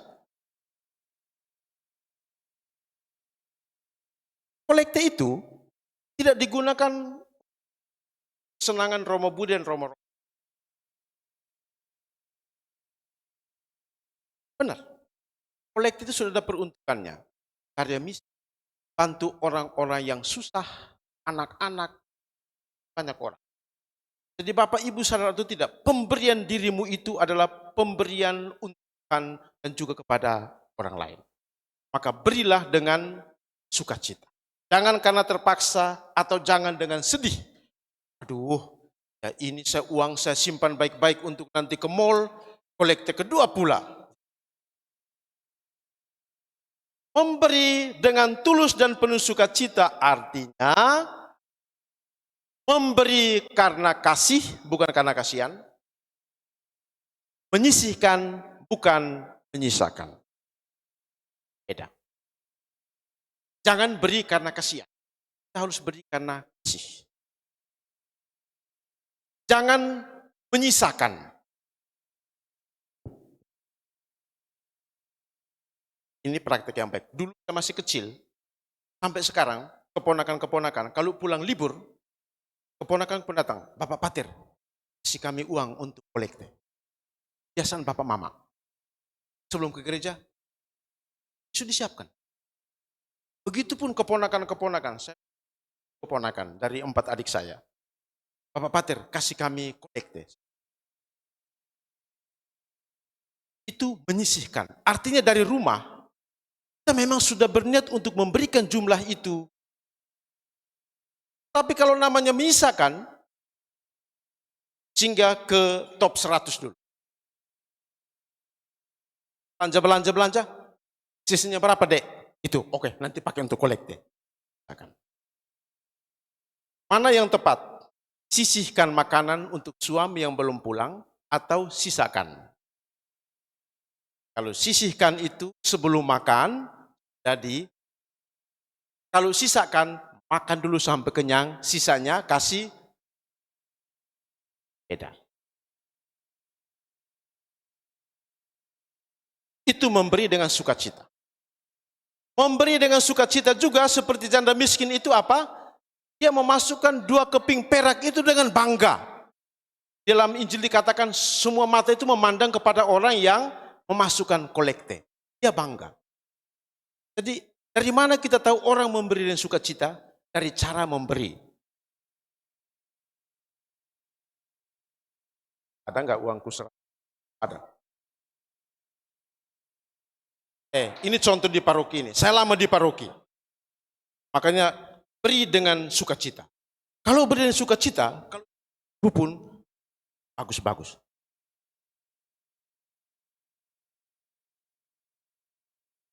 Kalau 100.000 dikepas-kepas lagi. Sukacita. Kalau 2.000 rupiah pun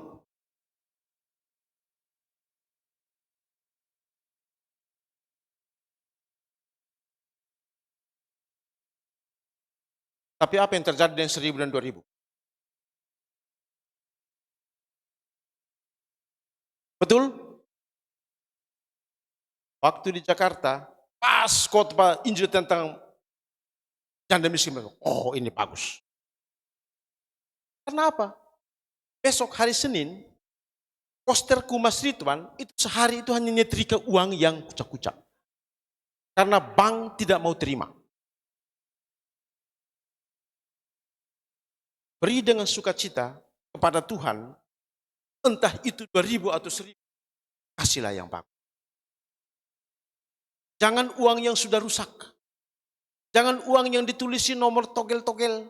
Ada tulisannya, ada.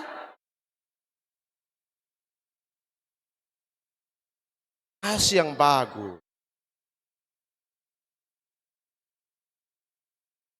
Yesus itu didukung oleh perempuan-perempuan kaya dengan uang mereka untuk karya misi. Paulus itu lebih lagi dia didukung oleh orang-orang kaya dengan uang mereka. Jadi ada kaitan mission and money go together. But money is to serve mission. Layani misi Allah.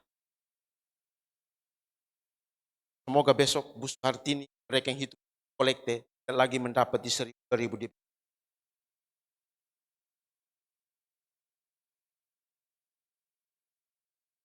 lanjut. Beri dengan sukacita. Paulus tadi katakan Allah kasihi orang yang memberikan. Lanjut. Liturgi Ekaristi. 1 jam terakhir. Asal usul liturgi Ekaristi itu dari perjamuan malam terakhir Yahudi. Jadi Yesus merayakan malam terakhir itu dalam rangka Paskah Yahudi. Persembahan paling pokok dalam Ekaristi mengikuti malam terakhir adalah roti dan anggur.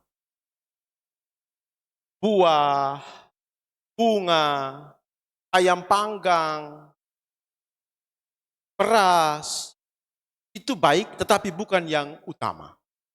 Maka jangan ribut kalau yang itu tidak ada. Yang penting adalah roti dan pertanyaannya, kalau besok kebun anggur tidak ada lagi, apakah bisa diganti dengan moke? Apakah bisa diganti dengan whisky? Kan pertanyaan. Apakah bisa diganti dengan jagung titi? Atau roti di Bretok sana? Jawaban saya sederhana.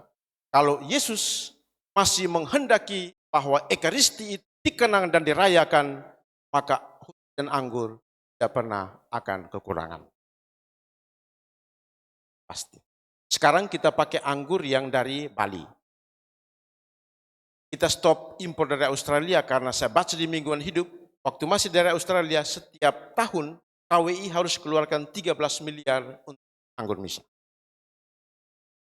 Karena itu anggur yang dibuat dengan anggur-anggur terbaik dan yang membuat itu disumpah untuk tidak memasukkan barang kimia atau membocorkan cara pembuatannya. Maka anggur misa itu dari Australia itu kalau datang masih misalnya 60, berarti 60 tahun. 50 sekali.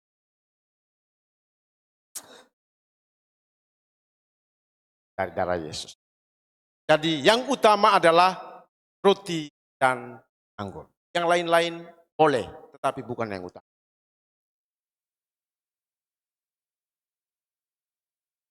Persembahan dibawa, ya. Terpujilah Engkau ya Tuhan, itu ada rumusnya nanti. Lalu setelah persembahan itu, kita masuk doa syukur agung yang mulai dengan privasi.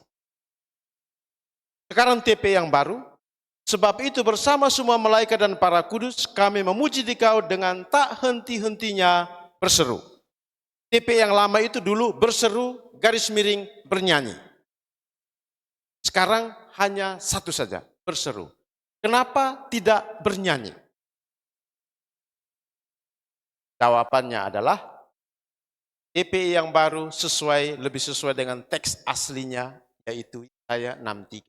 Dan mereka berseru seorang kepada yang lain, kudus, kudus, kuduslah.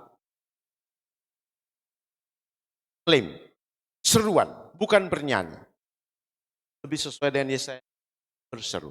Maka kalau Romo menyanyi, dengan tak henti-hentinya berseru, tetap nyanyi. Kudus, kudus, kuduslah Tuhan. Jangan Romo sudah nyanyi, berseru. Karena berseru tidak nyanyi. Kudus, kudus, kuduslah. Itu kan lucu ya. Jadi kenapa? Ya karena Yesaya 6 berseru. Bagian kedua kudus diambil dari Matius 21, Mazmur 118 ya. Penuh kemuliaannya, Hosana bagi anak Daud, diberkatilah dia yang datang dalam nama Tuhan, terpujilah Allah di tempat yang maha tinggi. Ya. Hosana itu artinya terpuji. Jadi kudus itu diambil dari dua teks, yaitu Yesaya 6 dan Mazmur 118:26, serta Matius 21 ayat. Nanti baca, gampang. Sekarang bagian inti dari doa syukur adalah konsekrasi. Ada dua hal yang perlu kita bahas dan kita mengerti, yaitu konsekrasi dan kata-kata.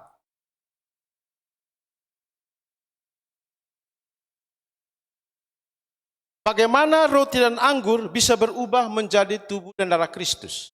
Padahal warnanya tetap, rasanya tetap, bentuknya tetap. Dari mana? Roti dan anggur berubah menjadi tubuh darah Kristus karena Roh Kudus. Yaitu yang namanya doa epiklesis. Ya, karena Roh Kudus. Gimana doa epiklesis? Ini dia.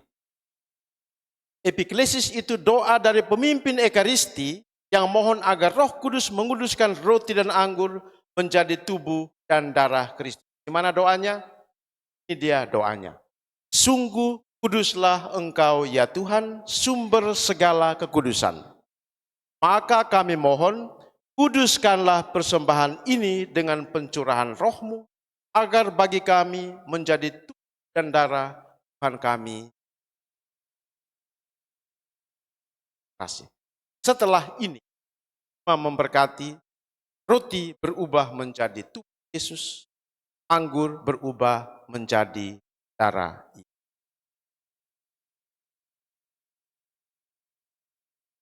Maka imam katakan seperti Yesus, bukan terimalah rotiku setelah itu, tapi terimalah inilah tubuh, terimalah dan minumlah inilah piala darahku. Tidak lagi terimalah dan makanlah ini roti, tidak lagi terima ini makan minumlah ini anggur. Tidak.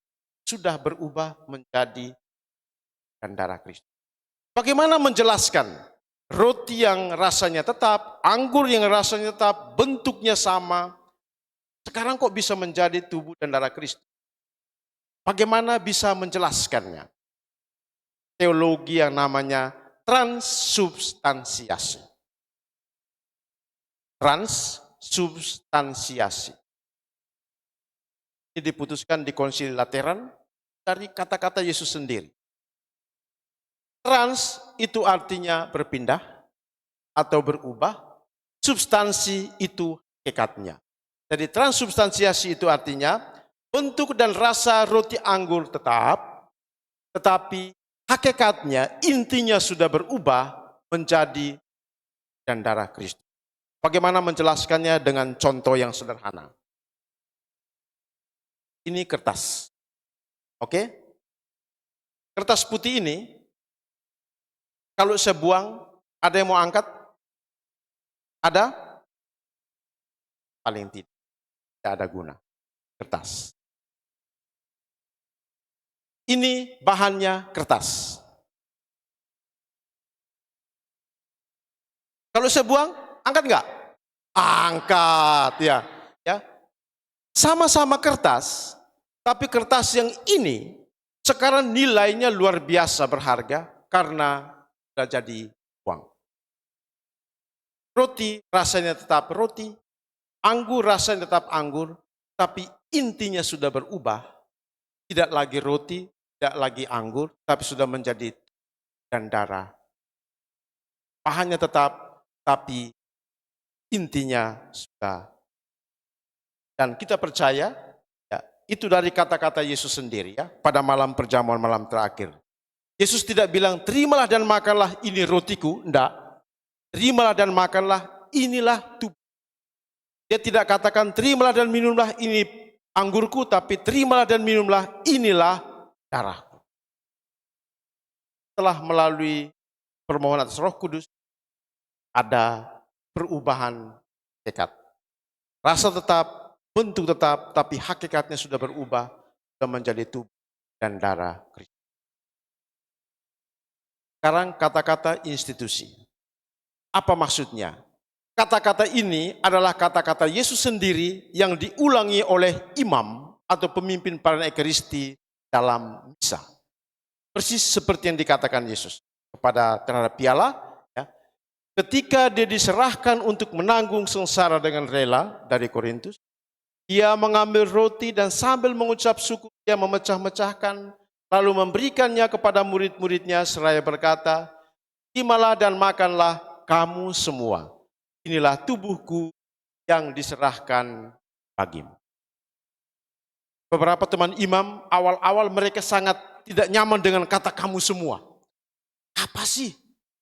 Dan makanlah kamu semua. Saya bilang, kawan, buka Injil Matius. Oh iya, ada kamu semua. Ternyata teman-teman imam juga banyak yang tidak tahu. Tidak nyaman dengan kata ini, tapi kata ini diucapkan oleh Yesus.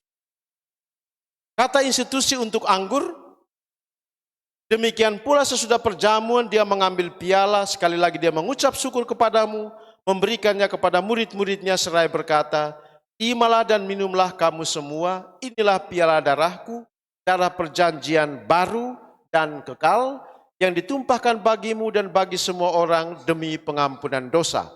Lakukanlah ini sebagai kenangan akan daku. Jadi apa yang kita baca dalam Ekaristi Kudus, gabungan dari berbagai teks perjamuan malam terakhir. Ini namanya kata-kata harus seperti itu. Dalam perjamuan malam terakhir, perjamuan Yahudi ada 4 piala. Ada 4 piala dalam perjamuan malam terakhir. Piala yang pertama namanya piala kidus, pengudusan. Nanti Bapak Ibu boleh baca. Piala yang kedua namanya piala pernyataan, Hagadah. Piala yang ketiga namanya piala syukur, berakah, berkat. Piala yang keempat namanya piala pujian atau halel. Nah pertanyaannya, karena ada 4 piala pada perjamuan malam terakhir, Yesus itu mengambil piala yang mana? 1, 2, 3, atau 4?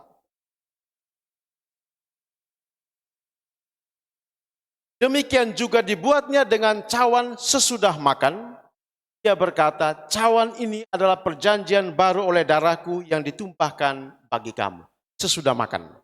Dalam tradisi rabi-rabi Yahudi, guru agama Yahudi, piala yang diambil sesudah makan adalah piala syukur, berakah. Tapi orang bilang katakan, ya itu tradisi rabinis. Bagaimana di kitab suci? Paulus memberi kita informasi bahwa piala yang diambil Yesus adalah piala syukur. Dia katakan, bukankah cawan pengucapan syukur yang atasnya kita ucapkan syukur adalah persekutuan dengan darah Kristus. Pada perjamuan malam terakhir, Yesus itu mengambil piala. Maka dari sisi Paskah Yahudi, Yesus tidak selesaikan perjamuan malam terakhir. Karena Injil Lukas dia katakan, aku tidak akan minum lagi hasil pokok anggur sampai aku meminumnya dalam kerajaan surga. Dan dari atas salib, setelah ia beri anggur asam, dia bilang, sudah selesai. Berarti Yesus menyelesaikan perjamuan Paskahnya itu kayu salib. Piala keempatnya,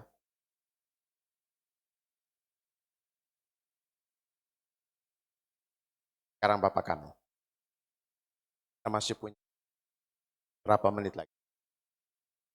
Baik, kita ada 2 versi Bapak kami. Versi Matius, ya, Bapa kami yang di surga, dikuduskanlah namamu, datanglah kerajaanmu, lepaskanlah kami dari yang jahat.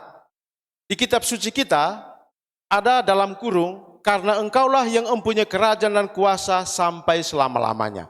Bagian ini boleh dicoret, karena ini bukan bagian dari ajaran Yesus. Ini adalah pujian dalam ibadat-ibadat di sinagoga. Maka Bapa kami tidak boleh langsung sambung dengan sebab engkaulah raja yang mulia dan berkuasa. Tidak boleh.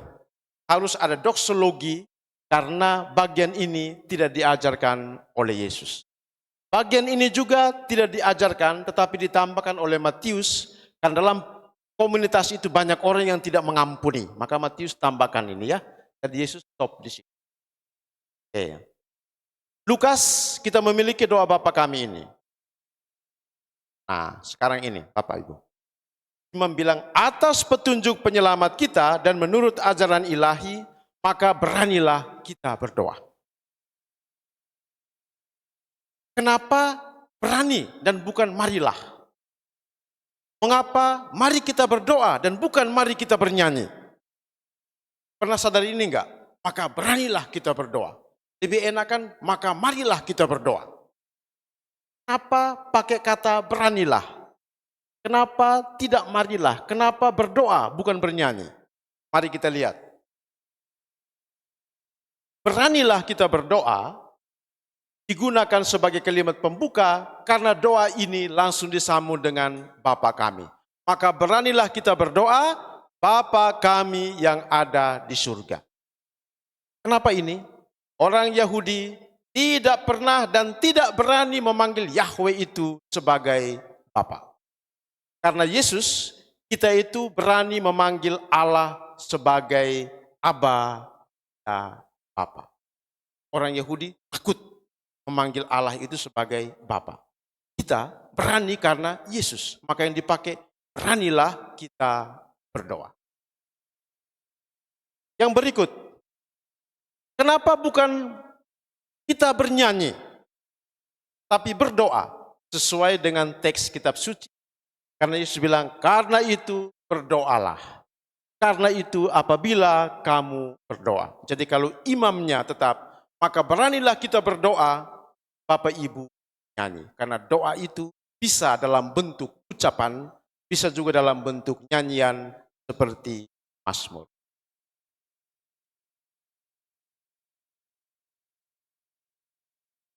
Bapa kami, baca, muliakanlah namamu, kita harus memuliakan Bapa. Datanglah kerajaanmu, kerajaan kebenaran damai di atas bumi itu turun ke, di atas surga itu turun ke bumi seperti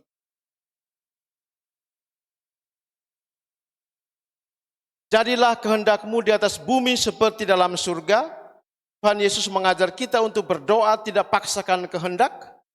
Paksakan kehendak itu doa yang bertele-tele. Dan dalam doamu jangan bertele-tele. Bertele-tele itu apa? Kata ini.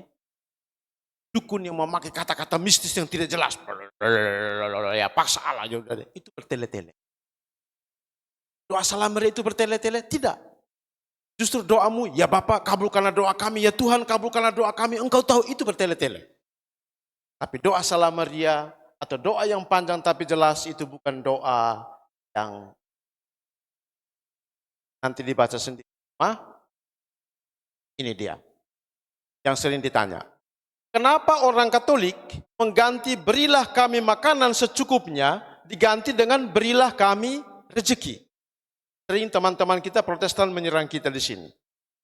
Kata Yunani untuk ini, arton, memang pertama-tama artinya roti atau makanan. Tetapi kata ini juga bisa berarti rezeki dalam arti yang luas, yaitu kesehatan, pekerjaan yang baik, persaudaraan, damai sejahtera. Jadi kita tidak hanya mohon untuk diberi makanan jasmani, tapi kita juga mohon supaya diberi rezeki, kesehatan, pekerjaan yang baik, persaudaraan yang baik di antara. Ampuni. Ada beberapa yang saya loncati, nanti Bapak Ibu baca sendiri. Ingat baik-baik, Ampunilah kesalahan kami seperti kami pun mengampuni yang bersalah kepada kami. Kita semua orang berdosa, tetapi sebelum mohon ampun dari Tuhan, ampuni dulu orang lain. Kata mana yang paling penting? Seperti. Kalau kamu ampuni kesalahan orang, Bapamu di surga akan mengampuni kamu, tetapi jika tidak, maka Bapa di surga tidak akan mengampuni kesalahan. Pengkhianatan, permusuhan, konflik itu timbulkan rasa kecewa, benci, dan ingin balas dendam, tapi semua itu virus yang mengganggu kedamaian. Maka sebelum pergi, ampuni orang lain. Marah dan kecewa itu, benci itu bisa menjadi kebodohan karena orang lain itu kadang-kadang tidak mengerti kebencian kita. Semua itu hanya akan membahayakan diri. Maka ketika kita mengampuni orang, ya, kita menyembuhkan boleh kecewa dan marah dan benci, tapi jangan bawa sampai mati. Ampuni orang. Ini yang terakhir yang kontroversi ya. Jangan masukkan kami ke dalam pencobaan. Ya, pertanyaannya, Allah suka masukkan manusia dalam pencobaan? Paus Fransiskus itu mengubah kalimat jangan masukkan ke dalam pencobaan menjadi jangan biarkan kami ke dalam pencobaan khusus untuk beberapa negara, Italia dan Perancis. Alasan Paus benar, ya. Alasan Paus adalah ini. Karena Tuhan tidak pernah mencobai seseorang. Pencobaan itu datang dari si jahat, bukan dari Allah. Maka kalau berdoa mohon supaya tidak dicobai, jangan mencobai orang lain. Anak domba Allah nanti dibaca sendiri.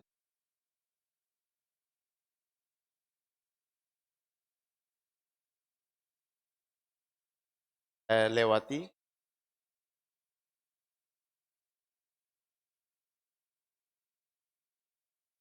Inilah anak domba Allah yang menghapus dosa dunia. Berbahagialah saudara-saudari yang diundang ke perjamuannya. Ya, dari dua teks, Yohanes dan Wahyu. Kita menjawab, ya Tuhan, saya tidak pantas Engkau datang pada saya, tapi bersabdalah saja, maka saya akan. Paulus ingatkan kita, sebelum terima komuni harus, dia katakan, siapa dengan cara tidak layak makan roti dan minum dari cawan Tuhan, dia berdosa terhadap tubuh dan darah Tuhan. Maka sebelum menerima komuni, kita harus, apakah kita layak untuk menerima tubuh Tuhan? Kalau yang melakukan dosa-dosa besar, jangan terima. Yang menyembah berhala, jangan terima. Yang melakukan percabulan dan persinahan, jangan terima. Yang mencobai Tuhan, seolah-olah Tuhan tidak ada, jangan terima. Yang bersungut-sungut tidak pernah bersyukur, protes terus kepada Tuhan, jangan terima. Dan masih banyak dosa yang lain.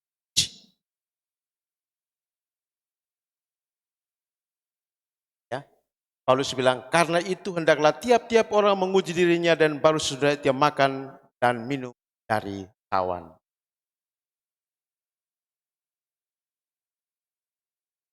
Karena tubuh dan darah Kristus, maka untuk prodiakon, PKTL, tolong membagi komuni ke tubuh. Bagaimana orang harus menjawab amin, bahasa Ibrani yang artinya itu benar dan saya percaya kalau orang tidak melihat bendanya. Maka PKTL tidak boleh membaginya secara tubuh Kristus. Benar, saya percaya. Kristus korbankan sedikit waktu Ekaristi. Jangan mengorbankan Ekaristi karena waktu. Jadi harus ditunjuk. Benar, saya percaya itu tubuh.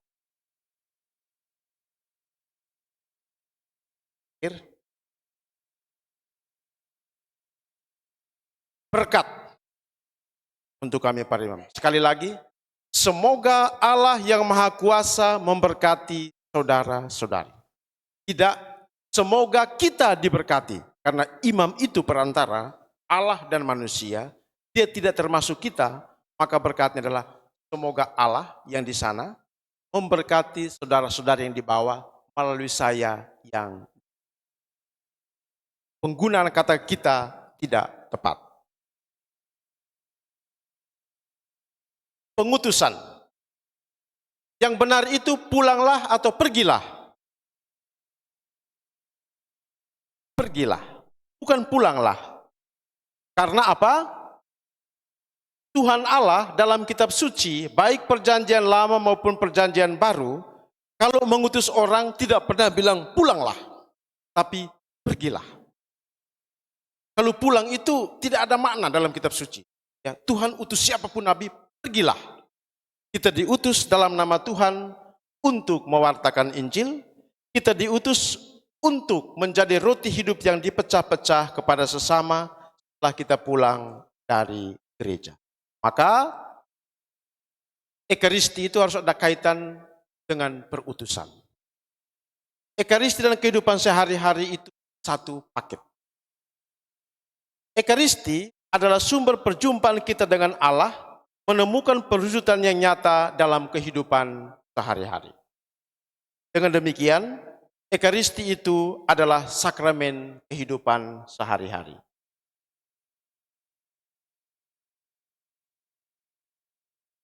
Dengan mengikuti Ekaristi, yaitu melakukan seperti yang Yesus lakukan, kita tidak hanya mengenang Yesus dalam ibadat suci di gereja, tapi kita diperintah untuk melakukan seperti yang dibuat oleh Yesus. Yaitu apa? Kita harus menjadi roti yang dipecah-pecah dan dibagi kepada sesama. Kita harus menjadi anggur yang ditumpahkan bagi mereka yang dahaga. Ekaristi tanpa pemberian diri bagi sesama itu hanya usaha untuk mencari kekudusan bagi diri. Boleh misa, rajin, tapi jangan hanya di seputar altar. Jangan. Yesus tidak boleh. Kita tidak boleh hanya menjadi orang kudus di seputar altar. Kita harus menjadi orang kudus dalam kehidupan kita sehari-hari di luar gereja, yaitu melalui pemberian diri kita. Pemberian diri itu artinya solider dengan orang-orang yang menderita. Paulus mengkritik orang-orang di Korintus karena mereka rajin memecah-mecah roti ikut Ekaristi, tapi mereka itu tidak peduli dengan orang-orang yang miskin. Bahkan mereka menyisihkan orang-orang miskin dari komunitas. Paulus katakan tidak bisa. Kamu harus solid.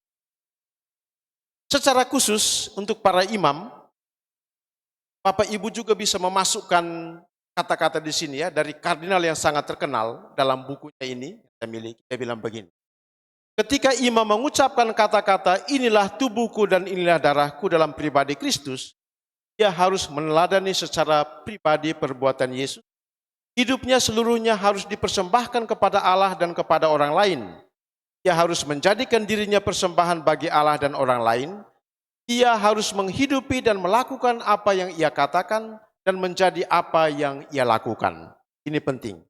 Dia harus menghidupi Ekaristi, bukan hanya merayakannya.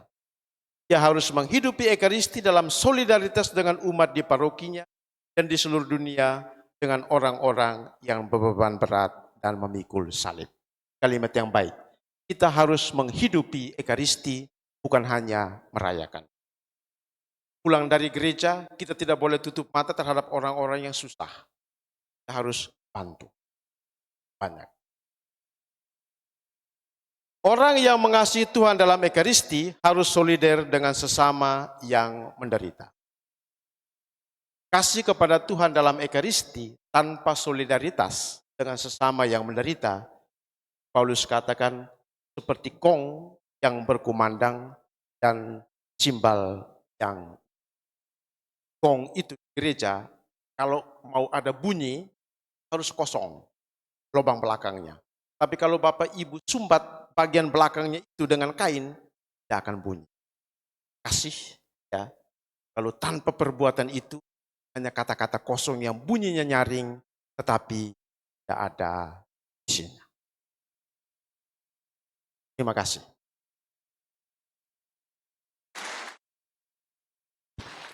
Ya,